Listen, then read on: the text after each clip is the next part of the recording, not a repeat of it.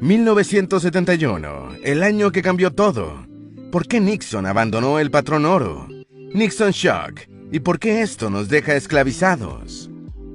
50 años después de abandonar el patrón oro, la decisión de Richard Nixon todavía ruboriza al Fondo Monetario Internacional, FMI, y en general a medio mundo.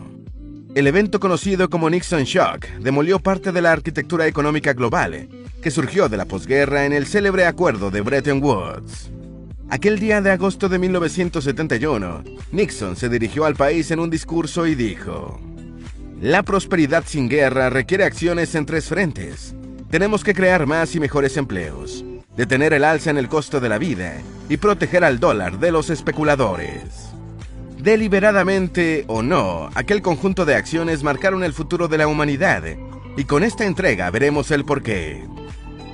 Antes de meternos a fondo, no olvides suscribirte a nuestro canal y activar las notificaciones para mantenerte al día con nuestras actualizaciones.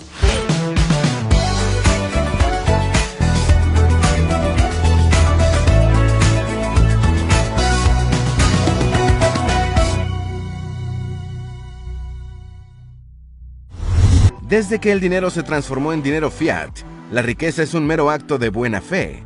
Confiamos en lo que dicen los billetes y monedas porque tenemos confianza en el Banco Central que los emite. Por eso, al menos en este momento, el dólar estadounidense es la principal moneda de reserva del mundo, y el dólar de Zimbabue solo le interesa a algunos coleccionistas, pero no siempre fue así. En su origen, el dinero no solo representaba riqueza, sino que era riqueza en sí mismo, porque las monedas estaban hechas de oro o plata. Así que quienes acumulaban dracmas griegas o sestercios romanos, en realidad llevaban el banco en el bolsillo. Después, los chinos crearon el papel moneda y se produjo un cambio de paradigma. Ahora el dinero solo representaría la riqueza y la sociedad creería en ello.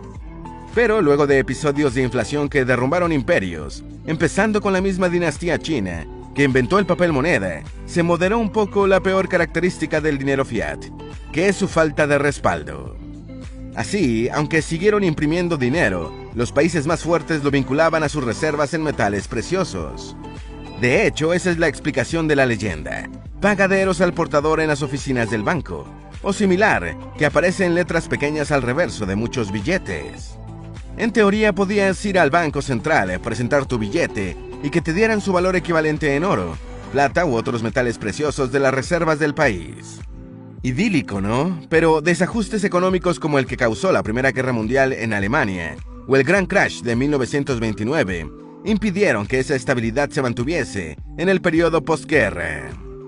De hecho, la Segunda Guerra Mundial se explica parcialmente por la inestabilidad económica de un mundo incapaz de ajustar el patrón oro tal y como se había creado en el siglo XIX.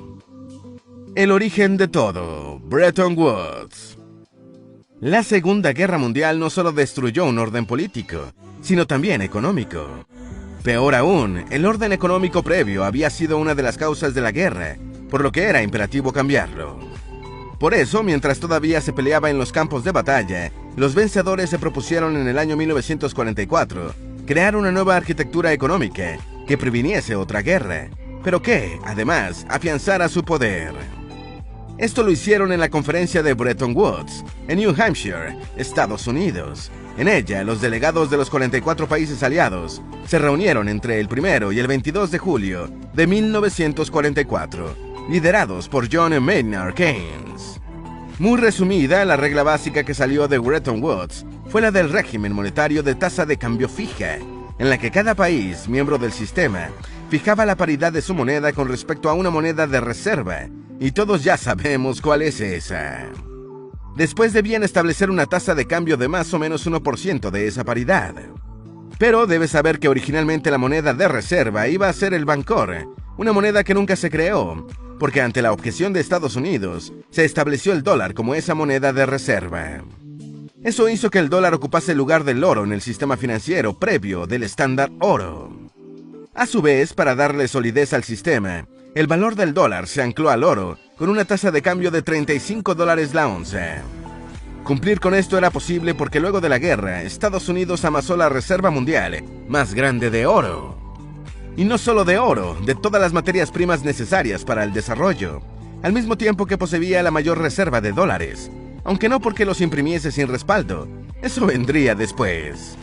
Literalmente, de 1944 a 1971, fue el periodo de oro del dólar, porque podrías acercarte a cualquier banco de la Reserva Federal y cambiarlo por el metal precioso que lo garantizaba. Por último, toda la arquitectura se estructuró alrededor de dos instituciones, el Fondo Monetario Internacional, FMI, y el Banco Mundial, que inicialmente se llamó Banco Internacional de Reconstrucción y Fomento. Bretton Woods tenía una dualidad que se revelaría insostenible 30 años después. Beneficiaba a Estados Unidos más que a nadie, pero, al mismo tiempo, obligaba a ese país a sostener el acuerdo casi por sí solo, con su poder económico y político. Tricky Dick es el nickname o apodo del presidente del país que más se benefició de Bretton Woods. Fue él quien, precisamente, desmanteló una de los puntales de la economía global de posguerra. The Nixon Shock. La decisión de Nixon fue anunciada el 15 de agosto de 1971 y se suma a Vietnam y a Watergate para hacer de él el presidente más impopular de la historia de Estados Unidos. Pero en el caso del abandono del patrón oro, la verdad es que Nixon tenía pocas opciones. Ya a finales de los 60, los otros países industrializados habían acumulado tal cantidad de dólares que el tío Sam no tenía suficientes reservas de oro para respaldarlos. Si estos países vinieran contra los Estados Unidos a cambiar sus billetes, tío Sam se declararía en bancarrota, por lo que Tricky Dick y sus secretarios estaban contra la espada y la pared. Entonces, y para colmo, en 1971, por primera vez en la historia, Estados Unidos tuvo un déficit comercial. Salían más dólares de los que entraban. Y no podemos olvidar la guerra de Vietnam y su efecto en la inflación, que llegó a ser ese año de 5.84%. Así que, atrapado entre la acumulación de dólares fuera de sus fronteras, déficit comercial e inflación, Estados Unidos abandonó el patrón oro, obligando así al FMI a secundarlo en el año 1976. Y no solo eso, porque en realidad el Nixon Shock fue un conjunto de medidas que también incluyeron congelamiento de precios y salarios, y tarifas a las importaciones.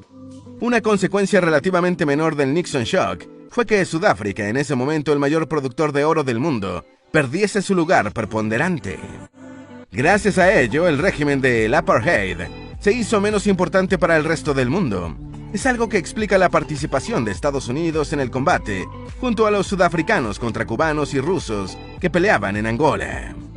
Pero además hizo más fácil y efectivo sancionar a Pretoria para acelerar la vuelta a la democracia y el fin del racismo. Sin embargo, el efecto más importante del Nixon Shock fue que cambió la meta con la que había sido creado el Fondo Monetario Internacional.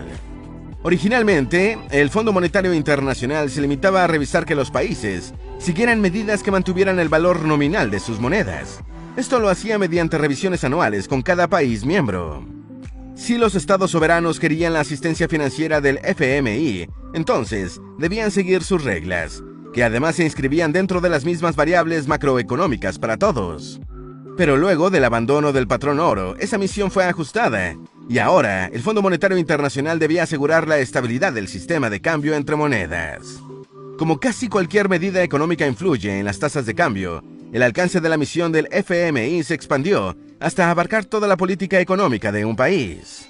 Así que sin el Nixon Shock, el control del Fondo Monetario Internacional, con sus medidas de austeridad sobre las economías de los países miembros, no existiría. Si cabe hablar de esclavitud después del Nixon Shock, este es un buen punto de partida. Pero hay otro, porque al mismo tiempo, el Nixon Shock le dio un superpoder al tío Sam. Y como dice el principio de Peter Parker, un gran poder conlleva una gran responsabilidad. Sin embargo, y lamentablemente, Estados Unidos es uno de los países más irresponsables del mundo. El degradante poder de imprimir billetes. Como ya habrás deducido, el abandono del patrón oro le dio la libertad a la Reserva Federal de imprimir todos los dólares que quisiera, según las necesidades de la política monetaria del país. Y no solo le dio ese poder a Estados Unidos, sino también al resto de las economías avanzadas y a los países en desarrollo, que seguirían el mismo camino, con el agravante de que todos los países no tienen el PIB de Estados Unidos, ni su moneda de reserva. No obstante, ni siquiera el poder económico estadounidense le permite escapar del ciclo inflacionario, que causa la impresión de billetes sin respaldo. En su libro de 1994, The Case Against the Fed, Murray Rothbard llama a la política de la Reserva Federal de imprimir dinero inorgánico una falsificación legalizada, al mismo tiempo que pide que se retome el estándar oro. Hoy, quizá aún desarrollando el verdadero poder de Midas, sería posible para Tío Sam volver al patrón oro. Tal vez no sea posible volver a 1971, pero veamos los efectos de imprimir dinero sin ningún respaldo. En los años 50 podías comprar una vivienda con 3 años de trabajo. Comparemos cuánto ganaba un maestro en el área de la Bahía de San Francisco en 1959 versus cuánto ganaba a finales de la década pasada. En 1959, el sueldo anual de un maestro en esa región era de $5,200, un poco por debajo de la media nacional de $5,306. Según datos del censo, en ese mismo año una casa en California costaba $12,788 en promedio. Ese es solo 2.5 veces el salario del maestro. Así que con su sueldo, ese maestro podía comprar una casa en 30 meses, y estamos hablando de un hogar con una sola entrada económica. Claro que lo más probable es que ese hipotético maestro californiano, en realidad, la pagase por cuotas. Pues bien, los mismos datos indican que, incluyendo las tasas de interés, los pagos mensuales, en los 50 hubiesen sido de $59 luego de una inicial de $2,557.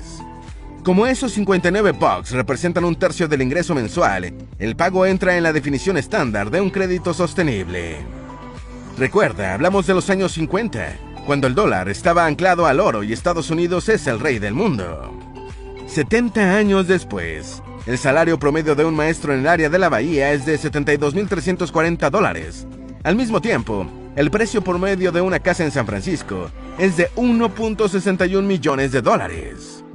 Ahora aquello que en los 50 era 2.5 veces más, se ha convertido en 22.3 veces. En teoría, a un pobre maestro californiano actualmente le cuesta 270 meses de su sueldo el poder comprar una vivienda estándar. Cuando se incluyen las tasas de interés y tarifas vigentes, las cuotas mensuales que este maestro de nuestros días debería pagar por tener techo propio son de $7,900 al mes o $94,800 anuales.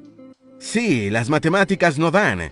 Eso es $20,000 más de lo que gana en todo el año. Incluso si no come nunca ni compra ropa, y tampoco se enferma, no podría comprarla ni en 25 años.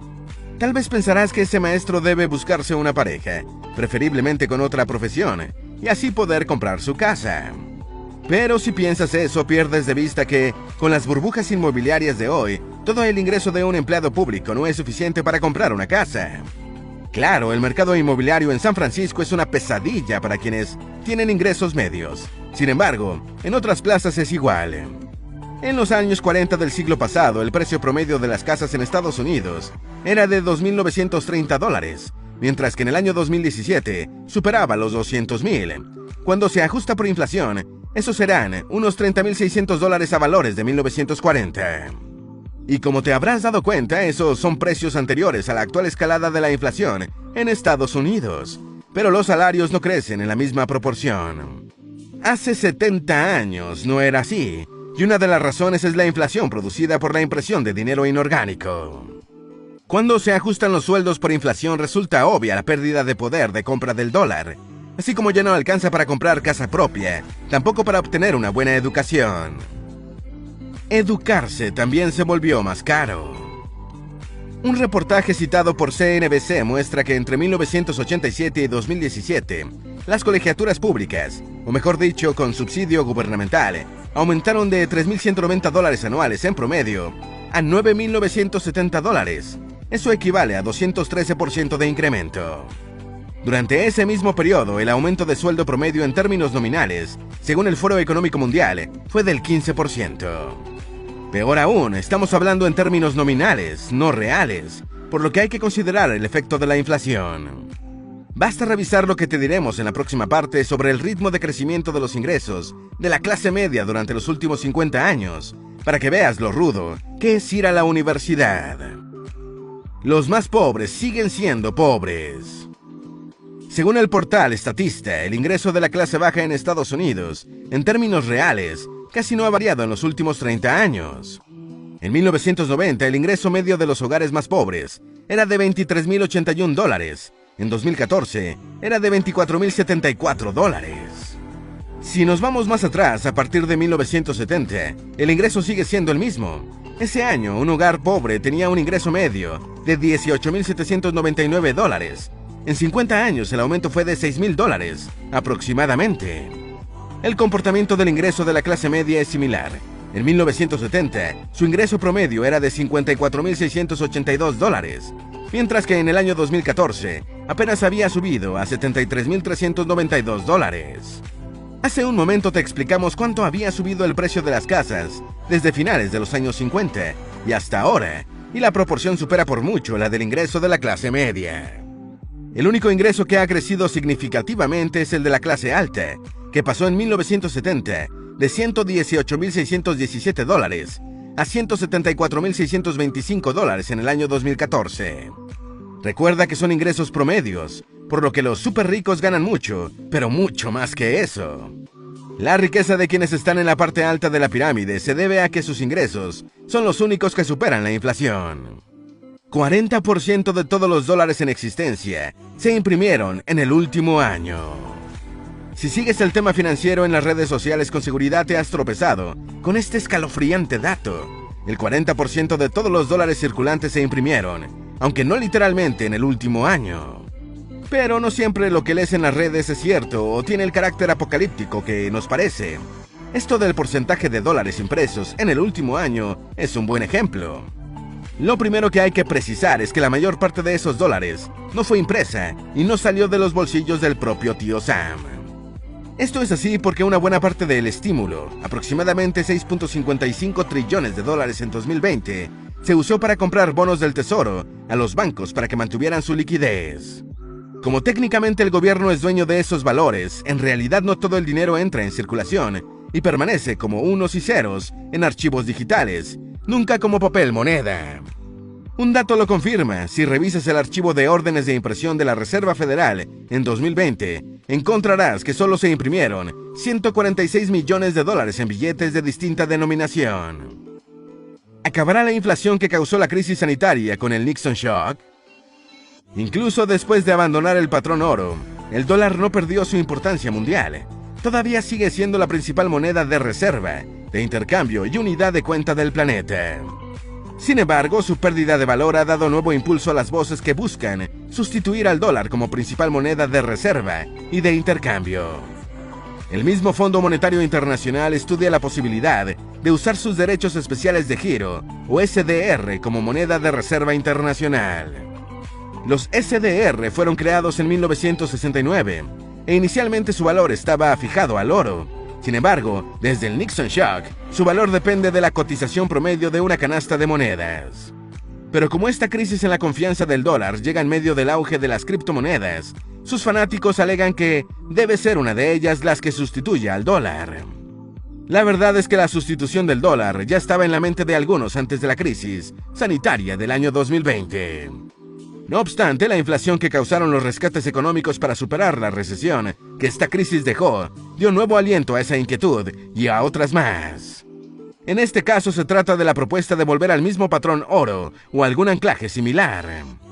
Ya te mencionamos que el economista de tendencia anarquista, Murray Rothbard, lo proponía en el año 1994.